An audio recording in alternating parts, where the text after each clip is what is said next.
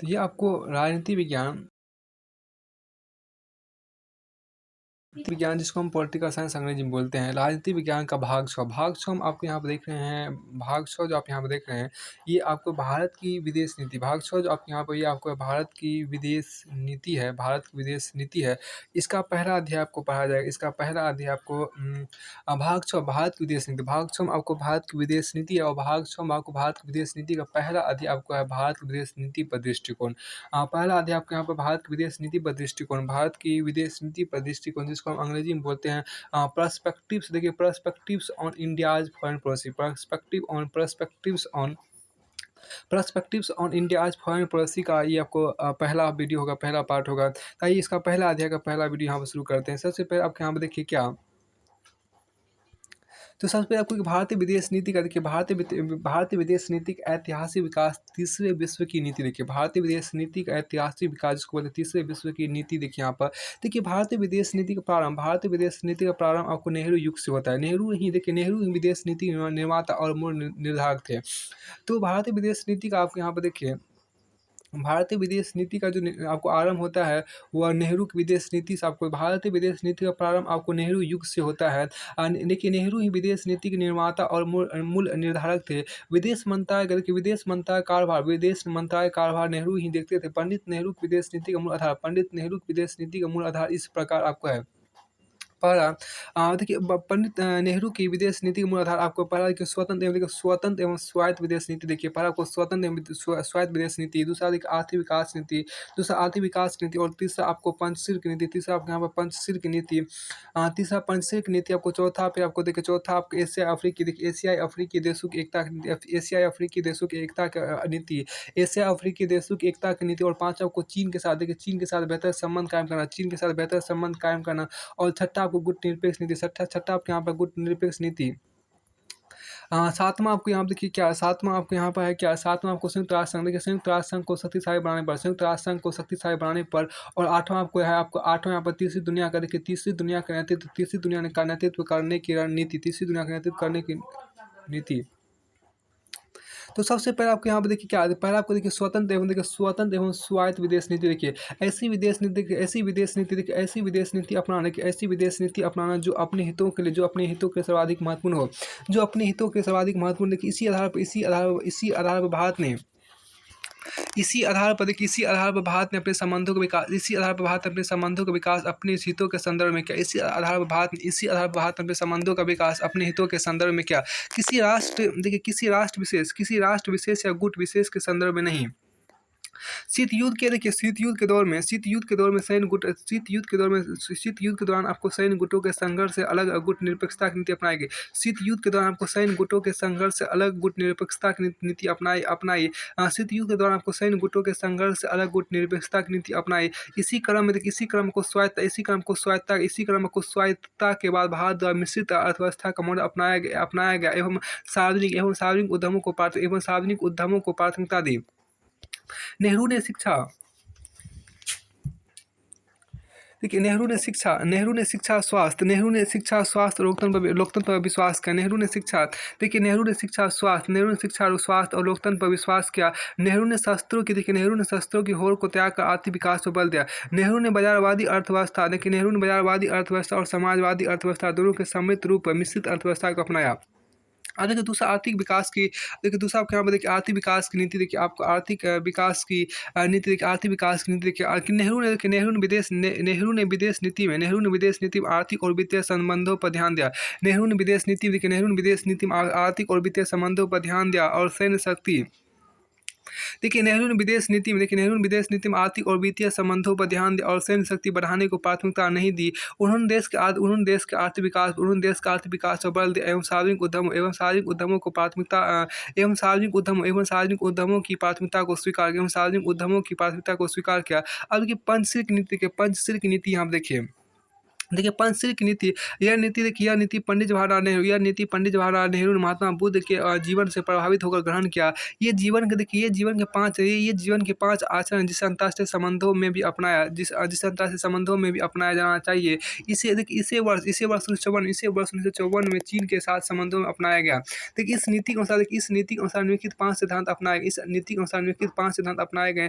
पहला, एक दूसरे की प्रादेशिक अखंडता एवं स्वतंत्रता का पारस्परिक सम्मान। एक दूसरे की प्रादेशिक अखंडता देखिए एक दूसरे की प्रादेशिक अखंडता एवं स्वतंत्रता का पारस्परिक सम्मान करना। दूसरा देखिए एक दूसरे पर आक्रमण ना करना। तीसरा, एक दूसरे के आंतरिक मामलों में हस्तक्षेप ना करना। चौथा, समानता के आधार पर एक दूसरे को लाभ पहुंचाना। समानता के आधार पर एक दूसरे को लाभ पहुंचाना। तो पांचवा को देखिए शांतिपूर्ण सहअस्तित्व। आपके यहाँ पर देखिए एशियाई अफ्रीकी देशों की एकता। देखिए एशियाई अफ्रीकी देशों की एकता की नीति हम देखिए वर्ष 1947 में। देखिए एशियाई अफ्रीकी देशों की एकता की नीतियाँ देखिए वर्ष 1947 में नई दिल्ली में एशियाई सम्मेलन इस नीति को दर्शाता है। नई दिल्ली में एशियाई संबंधों की बैठक हुई तथा वर्ष 1955 में बांडू का सम्मेलन आयोजित किया गया। नेहरू के अनुसार देखिए एशियाई अफ्रीकी एकता से पश्चिमी देशों को प्रतिसंतुलित किया जा सकता है। इसी क्रम में नेहरू ने चीन से बेहतर संबंध बनाने का प्रयत्न किया। चीन के साथ बेहतर संबंध कायम करना। जैसे एशियाई एकता के लिए चीन के साथ बेहतर संबंध बनाना आवश्यक था। अब आपको आगे देखिए गुटनिरपेक्ष नीति देखिए यहाँ पर गुटनिरपेक्ष नीति देखिए भारत ने द्विध्रुवीय विश्व में गुटनिरपेक्षता की नीति अपनाया था। वर्ष 1961 में पहला गुटनिरपेक्ष सम्मेलन हुआ। यह एक स्वतंत्र और स्वायत्त विदेश नीति। यह साम्राज्यवाद, उपनिवेशवाद एवं सशक्तिकरण के विरुद्ध एक आंदोलन है। यह शांतिपूर्ण स्वास्थ्य का आंदोलन था। यह शांतिपूर्ण स्वास्थ्य का आंदोलन था। यह तीसरी दुनिया की साझी आवाज़ थी। यह समतामूलक व्यवस्था स्थापित करने के लिए देखिए यह तीसरी दुनिया की साझी आवाज़ थी। एक समतामूलक व्यवस्था स्थापित करने के लिए तीसरी दुनिया की एकता स्थापित करने का मंच था। तीसरी दुनिया की एकता स्थापित करने का मंच था। दुनिया से शोषण समाप्त करने का एक सम्मेलन था। फिर आपको आगे यहाँ पर है देखिए गुटनिरपेक्षता का तात्पर्य दुनिया में तीसरे गुट का निर्माण नहीं वरन दुनिया से गुट की शांति करने का मंच था। संयुक्त राष्ट्र संघ को शक्तिशाली बनाने पर देखिए नेहरू ने सदैव संयुक्त राष्ट्र संघ को प्रभावशाली बनाने की रणनीति अपनाया। अब तीसरी दुनिया के नेतृत्व का आठवां आपके यहाँ पर क्या तीसरी दुनिया का नेतृत्व करने की नीति देखिए आपको नेहरू द तृतीय विश्व के नीति के देखिए नेहरू द तृतीय विश्व के नेतृत्व की नीति अपनाई। नेहरू द्वारा आपको तृतीय विश्व के नेतृत्व की नीति अपनाई। नेहरू को इन्हीं उपयुक्त नीतियों को विदेश नीति की भाषा में आदर्शवाद कहा जाता है। देखिए नेहरू की नीति का मूल्यांकन देखिए नेहरू की आदर्शवादी नीतियों को लेकर नेहरू की आदर्शवादी नीतियों को लेकर आलोचना की जाती है, परंतु यह तत्कालीन समय के आधार पर निश्चित रूप से महत्वपूर्ण थी। वर्ष 1962 का भारत एवं चीन युद्ध भारतीय विदेश नीति की एक बड़ी असफलता को प्रदर्शित करता है। वर्ष 1962 का भारत एवं चीन युद्ध भारतीय विदेश नीति की एक बड़ी असफलता को प्रदर्शित करता है। अब की नेहरू की विदेश नीति उदारवादी थी या यथार्थवादी। नेहरू की विदेश नीति आपको अगला टॉपिक यहाँ पर आपको है। अगला टॉपिक आपको यहाँ पर देखिए नेहरू की विदेश नीति उदारवादी थी या यथार्थवादी। देखिए नेहरू की विदेश नीति आदर्शवाद से प्रभावित है क्योंकि उन्होंने दुनिया में शांति और शांतिपूर्ण अस्तित्व पर बल दिया। नेहरू ने परमाणु हथियारों के दौर का विरोध किया एवं तीसरी दुनिया की एकता पर बल दिया था। गुट निरपेक्षता को महत्वपूर्ण माना। इससे नेहरू को आदर्शवादी माना जाता है। पाकिस्तान और स्वतंत्रता के बाद 1948 में भारत पर कबायली आक्रमण किया गया, तो नेहरू इस मुद्दे को लेकर संयुक्त राष्ट्र संघ में गए और कश्मीर का मुद्दा विश्व राजनीति के शक्ति संघर्ष में उलझ गया और कश्मीर का मुद्दा विश्व राजनीति के शक्ति संघर्ष में उलझ गया। भारत ने चीन के द्वारा उत्पन्न होने वाले सुरक्षा खतरे को नजरअंदाज किया और तिब्बत पर चीन के नियंत्रण को भी स्वीकार कर लिया। भारत ने चीन का लगातार संयुक्त राष्ट्र सुरक्षा परिषद की अस्थायी सदस्यता का समर्थन किया। भारत ने चीन का लगातार संयुक्त राष्ट्र सुरक्षा परिषद की अस्थायी सदस्यता का समर्थन किया। स्वतंत्र भारत में नेहरू के नेतृत्व में परमाणु ऊर्जा आयोग की स्थापना हुई, लेकिन नेहरू ने परमाणु ऊर्जा के शांतिपूर्ण उपयोग का समर्थन किया और कभी परमाणु हथियार के विकल्प पर विचार ही नहीं किया। इससे नेहरू की विदेश नीति को आदर्शवादी माना गया और चीन के वर्ष 1962 के आक्रमण के समय इनकी बड़ी आलोचना की गई। अब कि नेहरू में यथार्थवाद कि नेहरू के पक्ष में तक यहाँ देखिए वस्तुतः दुनिया के किसी भी देश की विदेश नीति ना तो पूर्ण आदर्शवादी होती है और ना ही पूर्ण यथार्थवादी। अब कि नेहरू का झुकाव आदर्शवाद की तरफ था, इसलिए उन्हें आदर्शवादी कहा गया। उन्होंने इस आदर्शवाद को अपना राष्ट्रीय हितों को पूरा करने का प्रयत्न किया, इसलिए वे आदर्शवादी थे। नेहरू यथार्थवादी थे क्योंकि उन्होंने भारत के सामाजिक एवं आर्थिक विकास मूल बल प्रदान किया, क्योंकि स्वतंत्रता के बाद देश का सामाजिक एवं आर्थिक पुनर्निर्माण भारत के लिए सबसे बड़ी चुनौती थी। नेहरू ने देश के आर्थिक विकास का आधारभूत ढांचा रखा। नेहरू ने देश का आर्थिक विकास का आधारभूत ढांचा रखा। देखिए नेहरू भारत की सुरक्षा के प्रति सजग थे। उदाहरण के तौर पर वर्ष 1949 में भारत में भूटान की संधि, 1950 में भारत एवं नेपाल शांति मित्रता की संधि, क्योंकि तिब्बत पर चीन के नियंत्रण के बाद इन हिमालयी राज्यों का महत्व भारत की सुरक्षा के लिए बहुत ज्यादा था। वर्ष 1962 का भारत एवं चीन युद्ध चीन की आक्रामक विदेश नीति का परिणाम था। वर्ष 1962 की इस युद्ध के दौरान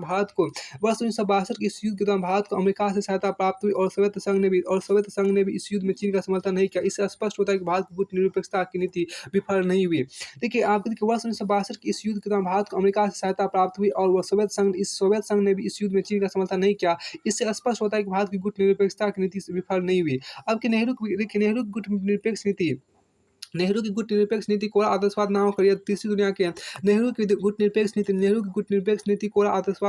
तीसरी दुनिया के साथ संबंधों को बेहतर करने का एक आधार था। इसी आधार पर भारत ने तीसरी दुनिया के देशों का नेतृत्व भी किया। देखिए नेहरू की आप यहाँ देखिए क्या नेहरू गुटनिरपेक्ष नीति कोरा आदर्शवाद ना होकर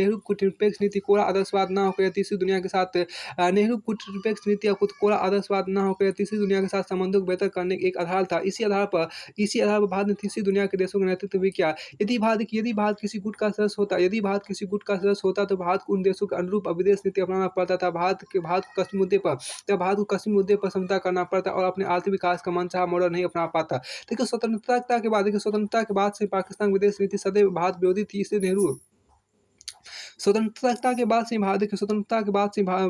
से पाकिस्तान विदेश नीति सदैव भारत विरोधी थी। इससे नेहरू चीन के साथ बेहतर संबंध पर बल दे रहे थे, क्योंकि देश सीमा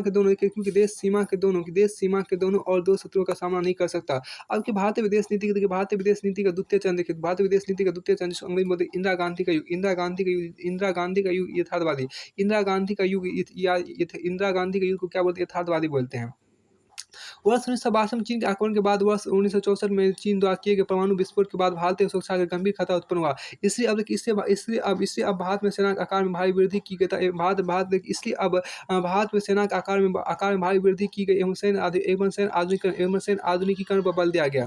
फिर आपको आगे यहाँ पर देखिए इंदिरा गांधी के कार्यकाल के दौरान भारतीय विदेश नीति में यथार्थवाद का प्रभावी विकास हुआ।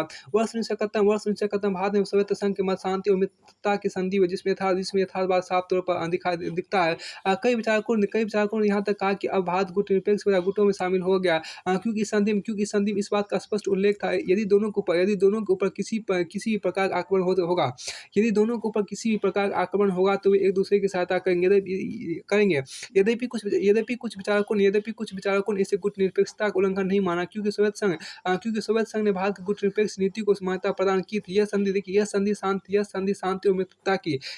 शांति और मित्रता की थी, सैन्य गठबंधन की नहीं। वर्ष 1971 के युद्ध में पाकिस्तान को पराजित कर बांग्लादेश का निर्माण किया गया। वर्ष 1974 का भारत का शांतिपूर्ण परमाणु विस्फोट। वर्ष 1975 में सिक्किम का भारत मिला। भारत एवं सोवियत संघ से बड़ी मात्रा में हथियारों की खरीदारी करना प्रारंभ किया। भारत ने सोवियत संघ से बड़ी मात्रा में हथियारों की खरीदारी करना प्रारंभ किया, जो वर्ष 1990 तक चला। यह व्यापार वस्तु विनिमय और रुपया रूबल में होता था। यह व्यापार आपको वस्तु विनिमय और रुपया और रूबल में होता था। यह व्यापार आपको वस्तु विनिमय, रुपया और रूबल में होता था। यह जो व्यापार आपको होता था, आपको वस्तु विनिमय और रुपया और रूबल में होता था। इसी दौरान भारतीय विदेश नीति में अमेरिका और पश्चिम का विरोध इसी दौरान भारतीय विदेश नीति में अमेरिका और पश्चिम का विरोध भी किया गया। परंतु इस परिवर्तन के बावजूद भारतीय विदेश नीति में आदर्शवादी तत्व निरंतर बने रहे। क्योंकि इंदिरा गांधी ने भी गुटनिरपेक्ष आंदोलन को प्रभावी बल प्रदान किया। उन्होंने साम्राज्यवाद और उपनिवेशवाद विरोधी नीति को आगे बढ़ाया। उन्होंने भी निःशस्त्रीकरण का जोरदार समर्थन किया। इंदिरा गांधी हिंद महासागर एवं दक्षिण एशिया में महाशक्तियों के हस्तक्षेप का विरोध किया। इंदिरा गांधी ने हिंद महासागर एवं दक्षिण एशिया में महाशक्तियों के हस्तक्षेप का विरोध किया। देखिए, विदेश नीति के निर्माण में व्यवस्था या व्यक्तित्व का प्रभाव। देखिए, विदेश नीति के निर्माण में व्यवस्था या व्यक्तित्व का प्रभाव। देखिए, निर्णय निर्माण सिद्धांत का अनुसार विदेश नीति में लिया गया निर्णय आपको परिवेश से या वातावरण से अत्यधिक प्रभावित होता है। इंदिरा गांधी जिस समय प्रधानमंत्री बनी, दुनिया में शीत युद्ध का दौर जारी था। भारत एवं चीन युद्ध और चीन के परमाणु विस्फोट के बाद भारत में सुरक्षा के लिए गहरी सुरक्षा चुनौती उत्पन्न हो गई थी।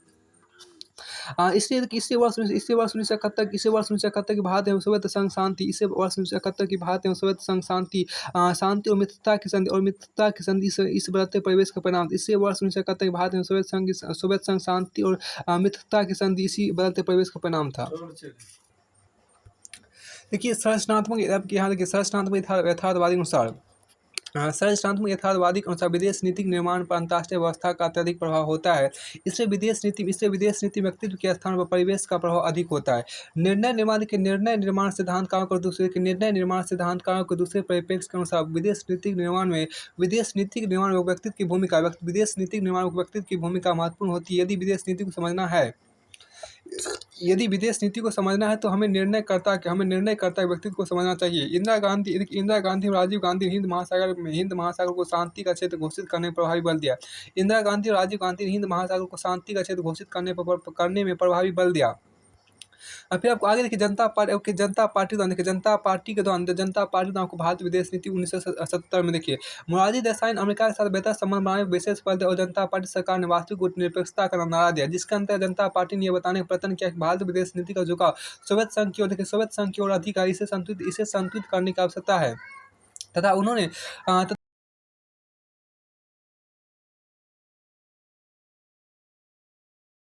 जिमी कार्टर, अमेरिकी राष्ट्रपति जिमी कार्टर भारत की यात्रा पर आए, जो वर्ष 1959 में राष्ट्रपति आइजनहावर की भारत यात्रा के बाद किसी अमेरिकी राष्ट्रपति की भारत यात्रा की। वर्ष 1959 राष्ट्रपति आइजनहावर की भारत यात्रा के बाद किसी अमेरिकी राष्ट्रपति की पहली भारत यात्रा तथा वर्ष 1978 में स्वयं मोरारजी देसाई द्वारा अमेरिका की यात्रा की गई। देखिए, जनता पार्टी सरकार विदेश मंत्री वाजपेयी द्वारा वर्ष 1977 में चीन की यात्रा की, परंतु चीन के वियतनाम आक्रमण के कारण वे तुरंत वापस लौट आए एवं चीन के साथ संबंधों को समान करने का प्रयत्न भी असफल रहा।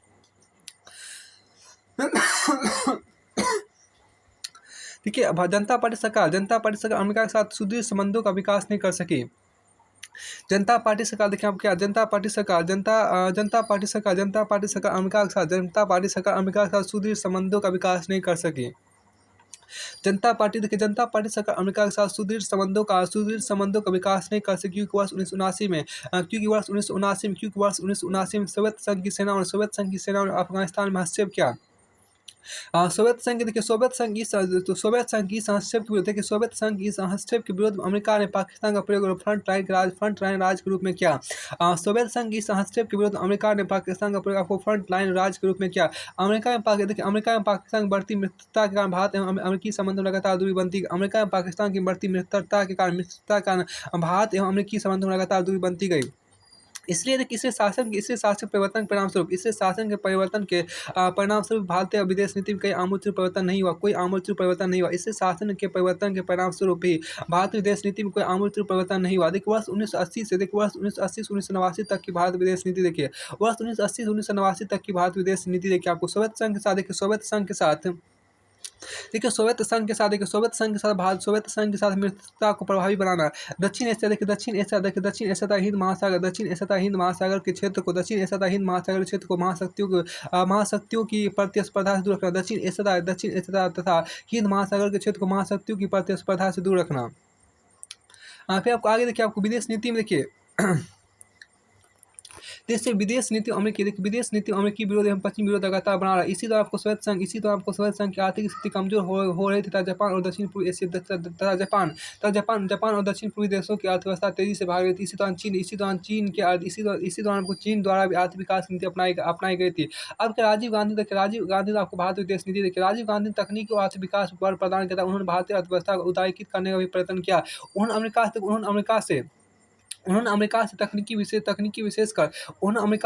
विशेषकर कंप्यूटर तकनीक और जापान के ऑटोमोबाइल उद्योग को भारत लाने का प्रयत्न किया। राजीव गांधी की विदेश नीति की सबसे बड़ी पहल में वर्ष 1988 में चीन की आता है, जिसके अंतर्गत उन्होंने चीन के साथ संबंधों को समान बनाने का प्रयत्न किया। और राजीव गांधी के अनुसार भारत चीन के मध्य सीमा का विवाद एक जटिल मुद्दा है, जिसको धीरे धीरे हल किया जाएगा। अब आके देखिए लेकिन चीन के साथ अन्य क्षेत्रों में संबंध बनाने का बल प्रदान किया गया। अतः सीमा विवाद को चीन के साथ संबंधों को समान बनाने में बाधा नहीं माना जाएगा। राजीव गांधी भारत विदेश नीति के आदर्शवादी तत्वों को नहीं छोड़ा और वर्ष 1988 में उन्होंने संयुक्त राष्ट्र संघ में भाषण देते हुए कहा कि पूरी दुनिया से 20 वर्षों की निश्चित समय सीमा के भीतर परमाणु हथियारों को समाप्त कर दिया जाना चाहिए। ठीक है, श्रीलंका के संबंध राजीव गांधी विदेश नीति काफी संशयपूर्ण है। राजीव गांधी ने श्रीलंका में पहले तमिलों की सहायता की तमिल इलाकों में विमानों से तमिल इलाकों में विमानों से सहायता पहुंचाई। इन पदों के तमिल इलाकों विमानों से सहायता पहुंचाई। पुनः श्रीलंका सरकार समझौता होने के बाद श्रीलंकाई तमिलों के खिलाफ शांति सेना भेजी। देखिए राजीव गांधी कार्यकाल के दौरान भारत के पड़ोसी देशों के साथ राजीव गांधी के कार्यकाल के दौरान भारत के पड़ोसी देशों के साथ संबंध अत्यधिक प्रतिकूल हुए। भारत एवं नेपाल के बीच पारगमन मार्ग को लेकर विवाद उत्पन्न हुआ। राजीव गांधी ने हिंद महासागर क्षेत्र में महाशक्तियों की उपस्थिति का विरोध किया। वर्ष 1990 के बाद वैश्विक परिवर्तन देखिए सोवियत संघ का विघटन हुआ। रूस सोवियत संघ का उत्तराधिकारी बना। विश्व राजनीति में वैचारिक संघर्ष शीत युद्ध की समाप्ति, अमेरिका और रूस के मध्य बेहतर संबंधों की स्थापना और दुनिया में वैश्वीकरण उदारीकरण का प्रभाव। फिर आपको आगे यहाँ पर है देखिए क्षेत्रीय आर्थिक संगठनों का विकास। वार्सा देखिए आपको यहाँ पर कि वार्सा नामक सैन्य संगठन का विघटन हो गया। अमेरिका की एक ध्रुवीयता देखिए अमेरिका की एकल ध्रुवीयता कायम हुई। अमेरिका एक ध्रुवीय विश्व का नियंत्रण करता बन गया। वर्ष 1990 के दौरान भारत की स्थिति के भारतीय अर्थव्यवस्था संकटग्रस्त होगी। भारत के समक्ष आपको भुगतान के संतुलन का संकट बीओपी उत्पन्न हो गया। हथियारों की आपूर्ति को लेकर रूस के प्रति संशय उत्पन्न हो गया। सोवियत संघ के विघटन से आयात और निर्यात का भी संकट उत्पन्न हो गया। अब कि शीत युद्ध युग में भारतीय विदेश नीति में बड़े परिवर्तन। वर्ष 1990 के बाद शीत युद्ध युग में आपको भारतीय विदेश नीति में बड़े परिवर्तन 1990 के बाद देखिए नरसिम्हा राव प्रधानमंत्री और डॉक्टर मनमोहन सिंह वित्त मंत्री ने भारतीय आर्थिक नीति में भारी परिवर्तन किया और उदारीकरण की नीति अपनाया। सार्वजनिक उद्यमों की प्राथमिकता के सिद्धांत का परित्याग कर दिया और विदेश नीति अमेरिका के साथ संबंध बनाने में मूल प्रदान किया गया। क्योंकि शीत युद्ध के समाप्ति के बाद क्योंकि शीत युद्ध के बाद युद्ध की समाप्ति के बाद क्योंकि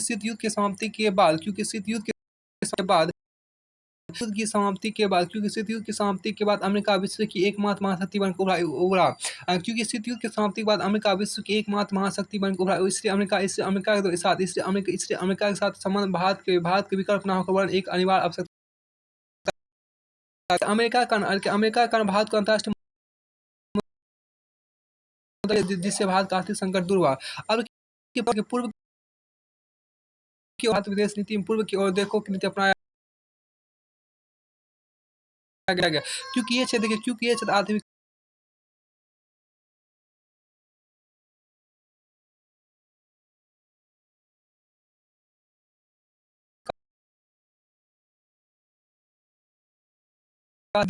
सक्रिय यथार्थवाद देखा गया।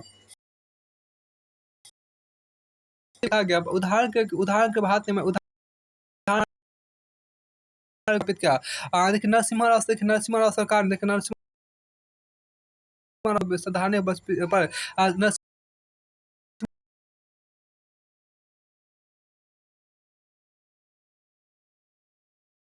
पर प्रभावी बनकर उभरे और भारत को दक्षिण शाख को आर्थिक रूप से प्रभावी बनाने पर बल दिया गया। वर्ष 1992 को भारत ने इजराइल के साथ भी कूटनीतिक संबंधों की स्थापना की, जो विदेश नीति में बड़ा परिवर्तन था।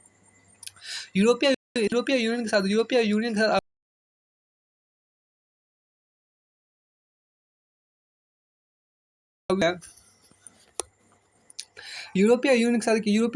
के साथ आर्थिक संबंधों के विकास पर बल दिया गया था। विदेश नीति में निवेश व्यापार निर्यात को केंद्रीय महत्व प्रदान किया था। विदेश नीति में निवेश व्यापार निर्यात को केंद्रीय महत्व प्रदान किया गया। अफ्रीका और लैटिन अमेरिका के साथ आर्थिक और व्यापारिक संबंधों को बल प्रदान किया गया। अफ्रीका और लैटिन अमेरिका के साथ आर्थिक और व्यापारिक संबंधों को बल प्रदान किया गया।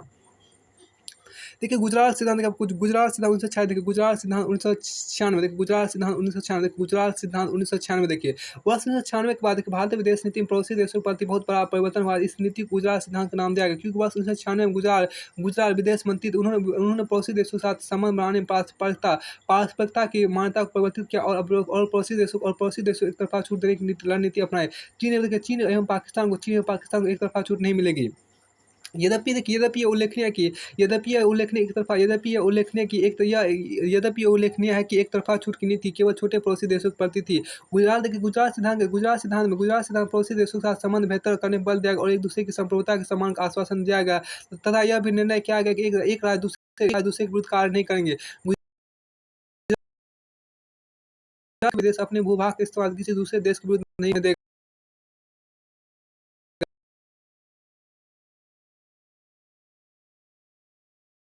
11 मई था 13 मई 1998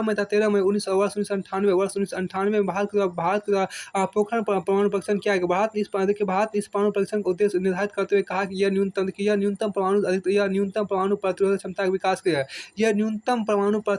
विकास के लिए है।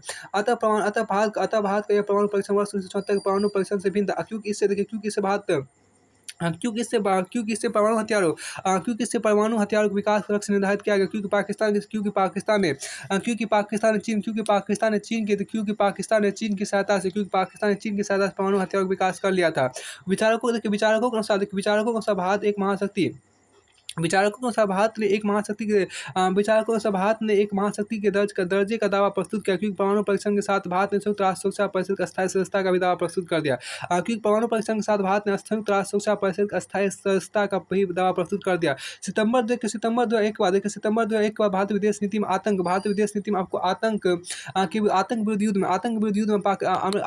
में अमेरिका सहयोग का निर्णय किया गया। भारत ने पूरी दुनिया को बताने का प्रयत्न किया कि भारत विगत 2 दशकों सीमा पर आतंकवाद से प्रभावित। इससे भारतीय विदेश नीति में आतंकवाद एक बड़ा मुद्दा बनकर उभरा है। अटल बिहारी वाजपेयी कार्यकाल में पाकिस्तान के साथ संबंधों को मधुर बनाने के लिए आपको लाहौर घोषणा पत्र वर्ष 1999 में एक महत्वपूर्ण उपलब्धि थी। वाजपेयी कार्यकाल में अमेरिका के साथ संबंधों को बढ़ाने में महत्वपूर्ण बल प्रदान किया गया। देखिए इसी समय आपको वाजपेयी क्लिंटन वर्ष 2000 में इसी समय आपको वाजपेयी तथा क्लिंटन में वर्ष 2000 में भारत एवं अमेरिका के संबंध 21वीं शताब्दी का दृष्टिकोण, भारत एवं अमेरिका के संबंध 21वीं शताब्दी का दृष्टिकोण घोषणा पत्र, India US relation a vision for the 21st century नामक समझौते पर हस्ताक्षर किए गए। वाजपेयी कार्यकाल के दौरान वर्ष 2000 में रूसी राष्ट्रपति पुतिन की भारत यात्रा के दौरान भारत और रूस के मध्य रक्षा सहयोग के समझौते पर हस्ताक्षर किए गए। ईरान और इजराइल के दोनों ईरान और इजराइल दोनों के साथ समानांतर संबंध विकसित करना, इसी के समानांतर सऊदी अरब से भारत के संबंध बेहतर संबंध है। वर्ष 2001 के उपरांत भारत एवं अमेरिका के संबंध तेजी से आगे बढ़े और इसी क्रम वर्ष 2005 भारत और अमेरिका के मध्य आपको सिविल परमाणु समझौता हुआ, जो भारत और अमेरिका के मध्य बढ़ते सामरिक संबंधों का परिणाम था। आपको आगे देखिए महाशक्ति विदेश नीति जो है एक बार देखिए, महाशक्ति की विदेश नीति 2001 के बाद देखिए, वर्ष 2001 के बाद भारत एवं अमेरिकी संबंधों में निर्णायक वृद्धि हुई। वर्ष 2001 के बाद भारत एवं अमेरिकी संबंधों में निर्णायक वृद्धि हुई। वर्ष 2005 का भारत एवं अमेरिकी सिविल परमाणु समझौता, भारत अमेरिकी संबंधों में एक महत्वपूर्ण घटना है। क्यों किया दोनों देशों के मध्य केवल ऊर्जा मात्र का समझौता न होकर यह दोनों के मध्य सामरिक संबंधों को शक्तिशाली बनाता है। क्योंकि इस समझौते से भारत को समूचे विश्व उत्तरदायी राज्य का दर्जा प्राप्त हो गया और भारत विश्व का एकमात्र ऐसा देश है जिसने परमाणु अप्रसार संधि पर हस्ताक्षर नहीं किया। वर्ष 2003 के बाद ईरान जैसे देशों के साथ मधुर और मित्रतापूर्ण संबंधों को विकसित किया गया था। इजराइल के साथ रक्षा संबंधों में लगातार वृद्धि हुई। इजराइल रक्षा हथियारों आपूर्ति करने वाला देश बन गया। इजराइल रक्षा हथियारों दूसरा सबसे बड़ा आपूर्ति करने वाला देश बन गया। देखिए भारतीय विदेश नीति में आप यहाँ देखिए, भारतीय विदेश नीति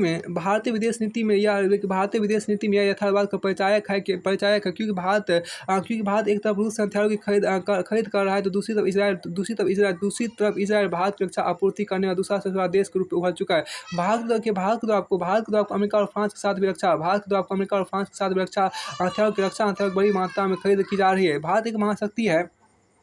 देखिए भारत एक महाशक्ति इसलिए उसके हित अत्यधिक व्यापक और विविधतापूर्ण है। इसलिए भारत के लिए सभी प्रकार के संबंधों का अपना विशेष महत्व है। देखिए भारत की महाशक्ति का प्रमाण देखिए, यह उल्लेखनीय है कि वर्ष 1997 के आर्थिक संकट के बाद वैश्विक आर्थिक गतिविधियों के संबंध में विचार विमर्श के G20 की स्थापना हुई, जिसका भारत भी सदस्य है। भारत G8 की बैठकों में भी भागीदारी करता है। यह भी उल्लेखनीय है कि विश्व शक्ति का केंद्र एशियाई प्रशांत क्षेत्र बनकर उभर रहा है। अब आप देखिए भारत और तीसरी दुनिया में आप देखिए, वर्तमान समय भारत को एक महाशक्ति के रूप में हुआ, परंतु इसका ये अभिप्राय नहीं कि भारत के सरोकार अब तीसरी दुनिया के देशों के साथ नहीं है, बल्कि भारत आज भी दक्षिण एकता पर प्रभावी बल प्रदान कर भारत विकासशील देशों के साथ मिलकर विकसित देशों द्वारा संचालित भेदभाव की नीतियों का विरोध कर रहा है। वर्ष 2003 को IBSA की स्थापना, वर्ष 2009 को ब्रिक्स की स्थापना भारत के बहुपक्षीय कूटनीति का प्रमाण है। देखिए आज ही पर्यावरण के मुद्दे पर विश्व व्यापार संगठन की वार्ता दोहा के मुद्दे पर भारत के हित विकासशील देशों के हित के समान है। अब के मनमोहन सिंह कार्यकाल जिसको बोलते हैं अर्थ को प्रधानता देखिए, वर्ष 2004 में आपको डॉक्टर मनमोहन सिंह के नेतृत्व में बनी यूपीए सरकार ने भी NDA की विदेश नीति को आगे बढ़ाया। वर्ष 2005 सुदूरवर्ती पड़ोसी एक्सटेंडेड नेबरहुड नीति के अंतर्गत दक्षिण पूर्व एशिया एवं पश्चिम एशिया के साथ संबंध बनाने पर बल दिया गया। वर्ष 2005 में पश्चिम की ओर देखो नीति अपनाई। वर्ष 2008 के बाद वर्ष 2008 में विश्व में व्याप्त आर्थिक मंदी से भारतीय अर्थव्यवस्था और विदेश नीति प्रभावित हुई। भारत ने इस बिंदु पर बल दिया कि विश्व अर्थव्यवस्था के प्रबंध में विकासशील देशों की भूमिका में वृद्धि होनी चाहिए। प्रधानमंत्री मनमोहन सिंह की महत्वपूर्ण उपलब्धि अमेरिका के साथ सिविल परमाणु समझौता वर्ष 2003 जिसके पश्चात भारत को विश्व में परमाणु देश की मान्यता प्राप्त है। देखिए भारत ने भूमंडलीकरण को सर्वसमावेशी बनाने पर बल दिया। भारत अभी वर्तमान विश्व अर्थव्यवस्था प्रणाली में सुधार की मांग कर रहा है। वर्ष 2010 में सुरक्षा परिषद के सभी पाँच अस्थायी सदस्य राष्ट्रों के वर्ष 2010 में सुरक्षा परिषद के सभी पाँच अस्थायी सदस्य राष्ट्रों के राष्ट्राध्यक्षों ने भारत की यात्रा की, जिसमें अमेरिकी राष्ट्रपति ओबामा की यात्रा अत्यधिक उल्लेखनीय है। अमेरिकी राष्ट्रपति ने पहली बार संयुक्त राष्ट्र की सुरक्षा परिषद के अस्थायी सदस्यता हेतु भारत का समर्थन किया और कहा कि भारत एक महाशक्ति के रूप में उभर चुका है। अमेरिका सहित अन्य देशों ने सीमा पर आतंकवाद के मुद्दे भारत के पक्ष का समर्थन किया। भारतीय विदेश नीति में एक तरफ अमेरिका के साथ संबंधों को प्रगाढ़ बनाया जा रहा है, तो दूसरी ओर चीन का प्रभाव राइजिंग चाइना से दक्षिण एशिया और विश्व राजनीति पर परिवर्तन हो रहा है। विदेश नीति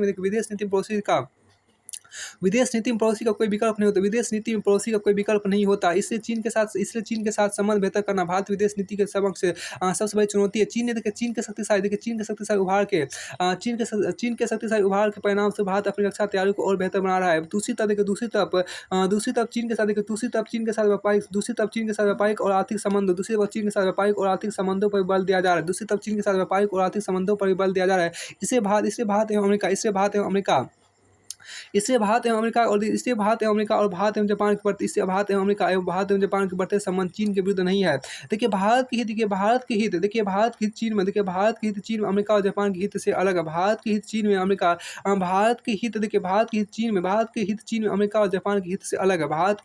अमेरिका और जापान के हित से अलग है। इसलिए चीन के प्रति भारत को स्वतंत्र नीति का निर्माण करना चाहिए। चीन के प्रति भारतीय विदेश नीति अमेरिका निर्देशित नहीं है, ना ही होनी चाहिए। देखिए चीन के प्रति भारतीय विदेश नीति अमेरिका निर्देशित नहीं है और ना ही होनी चाहिए। भारत वर्ष 2012 में मध्य एशिया को जोड़ने कनेक्ट सेंट्रल एशिया की नीति की घोषणा हुई। भारत द्वारा वर्ष 2012 में मध्य एशिया को जोड़ने कनेक्ट सेंट्रल एशिया की नीति की घोषणा हुई। और भारत के साथ सामरिक समझौते देखिए, भारत अमेरिका जर्मनी में आपको देखिए, भारत रूस आपको यूरोपीय union, Bharat America Germany, Bharat रूस और यूरोपीय यूनियन, भारत जापान देखिए, भारत जापान और भारत दक्षिण Korea, Bharat Afghanistan, Bharat France Brazil एवं दक्षिण अफ्रीका, भारत फ्रांस ब्राजील एवं दक्षिण अफ्रीका। देखिए आपके यहाँ पर देखिए चीन के साथ सामरिक वार्ता चल रही है, लेकिन चीन के साथ सामरिक समझौता नहीं हुआ। तो वर्ष 2010 में अमेरिकी राष्ट्रपति ओबामा ने पाइवोट एशिया नीति की घोषणा की। देखिए प्रधानमंत्री नरेंद्र मोदी की विदेश यात्रा देखिए, प्रधानमंत्री मोदी की विदेश नीति देखिए। संघ में देखिए वर्ष 1996 से मई 2014 तक संघ में गठबंधन सरकारों का निर्माण हुआ, जिससे विदेश नीति निर्माण में क्षेत्रीय दलों की भूमिका प्राथमिक हो गई। गठबंधन सरकार में सहयोगी दलों के दबाव के कारण सरकार द्वारा त्वरित निर्णय नहीं लिए जा सके। गठबंधन सहयोगियों के दबाव के कारण सरकार की श्रीलंका के प्रति नीति प्रभावित हुई। भारत बांग्लादेश के बीच आपको अंत क्षेत्रों के लेन देन का समझौता भी अटक गया।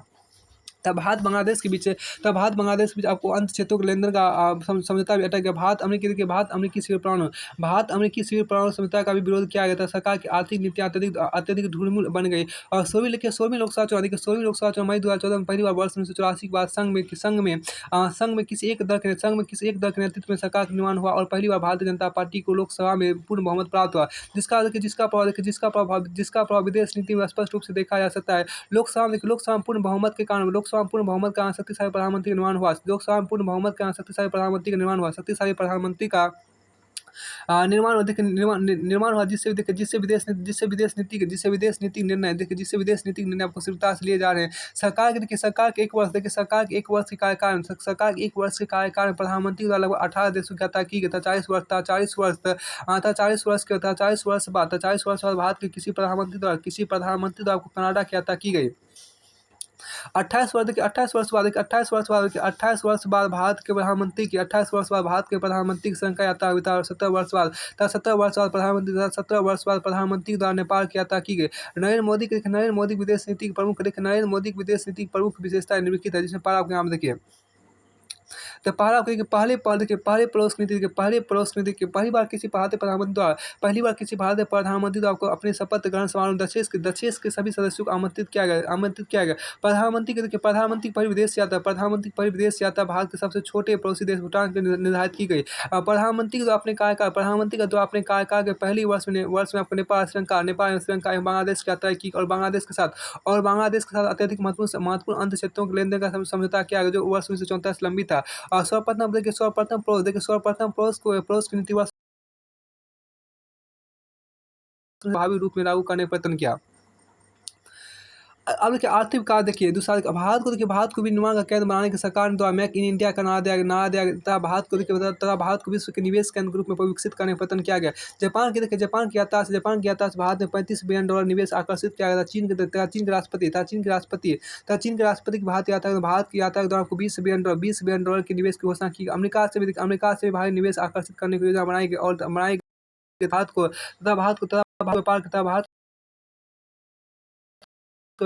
भारत और वर्तमान में भारत निवेश के एक विकल्प का स्थान माना जा रहा है। आपको नीति यहाँ पे देखिए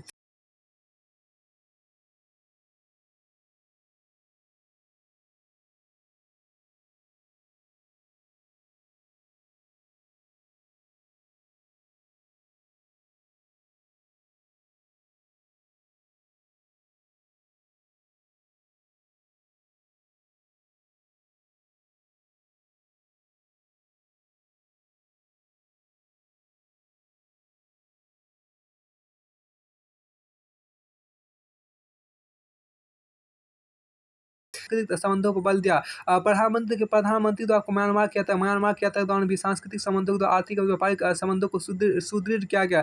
भारत में पहली बार योग दिवस का सार्वजनिक आयोजन किया गया। और समूचे विश्व में योग दिवस के कार्यक्रम को आयोजित और देखिए भारत में पहली बार योग दिवस का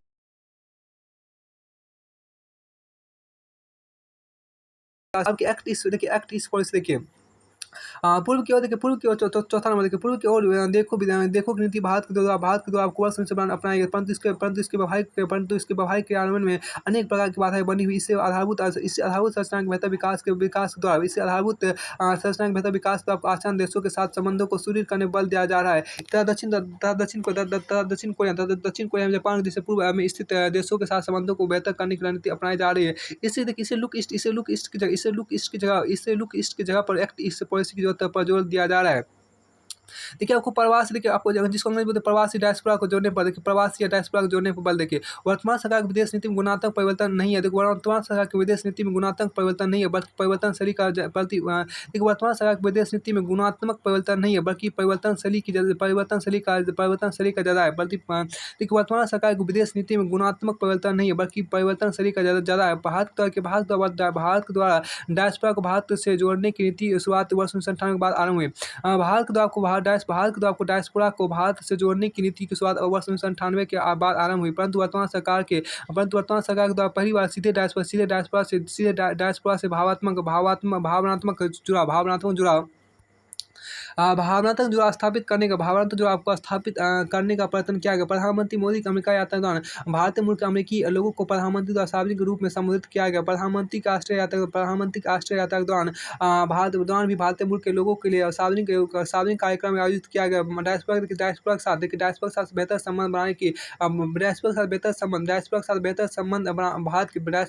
संबंध भारत की मेक इन इंडिया कार्यक्रम को सफल बना सकते हैं तथा भारत में बड़ी मात्रा में निवेश आकर्षित किया जा सकता है। अब सुरक्षा देखिए आपको सुरक्षा देखिए आर्थिक विकास के साथ सुरक्षा का मुद्दा भी विदेश नीति की बड़ी प्राथमिकता है। आर्थिक विकास के साथ सुरक्षा का मुद्दा विदेश नीति की बड़ी प्राथमिकता है। सरकार के द्वारा उत्तर पूर्वी राज्यों के विकास पर मुख्य बल दिया जाए। सरकार के द्वारा उत्तर पूर्वी राज्यों के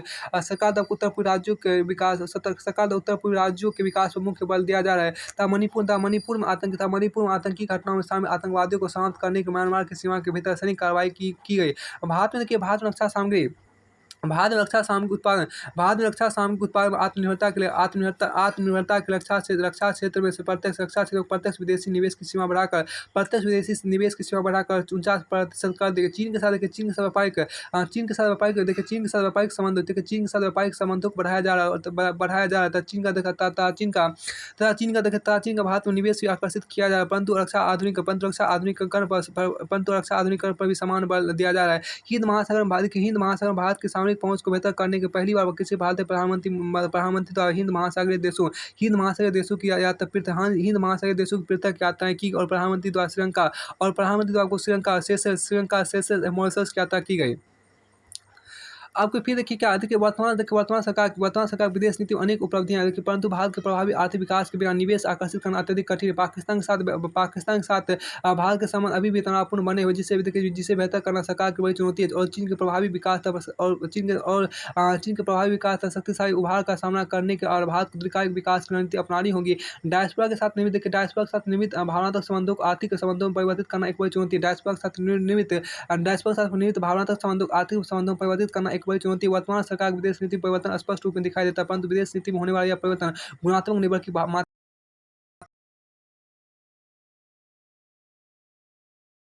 नीति के शरीर बल्कि विदेश नीति के शरीर में परिवर्तन नहीं है, बल्कि विदेश नीति के परिवर्तन वर्ष 1991 बाद देखे गए। आज के पिछले 4 वर्षों में रक्षा सामग्री के निर्यात करने वाले देशों अमेरिका, रूस, इजरायल एवं फ्रांस प्रमुख है। भारत के पिछले 4 वर्षों में रक्षा सामग्री के निर्यात करने वाले देशों अमेरिका, रूस, इजरायल, फ्रांस प्रमुख है। भारत के द्वारा रक्षा हथियारों का साझा उत्पादन रूस, इजरायल, फ्रांस के साथ किया जाता है।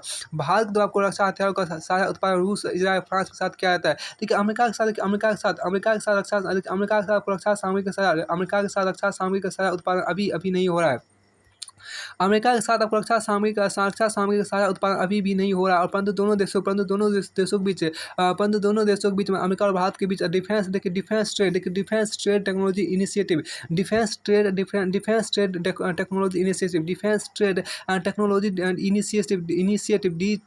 DTTI का समझौता हो चुका है, जिसके अंतर्गत अमेरिका भारत को रक्षा सामग्री के निर्माण की तकनीक का हस्तांतरण करेगा तकनीकी का हस्तांतरण करेगा। तो यहाँ तक ये अध्याय पूरी तरह से फिनिश होता है। अध्याय 1 आपको, अध्याय 2 आपको भारतीय विदेश नीति निरंतरता एवं बदलाव, ये दूसरे वीडियो में पढ़ेंगे।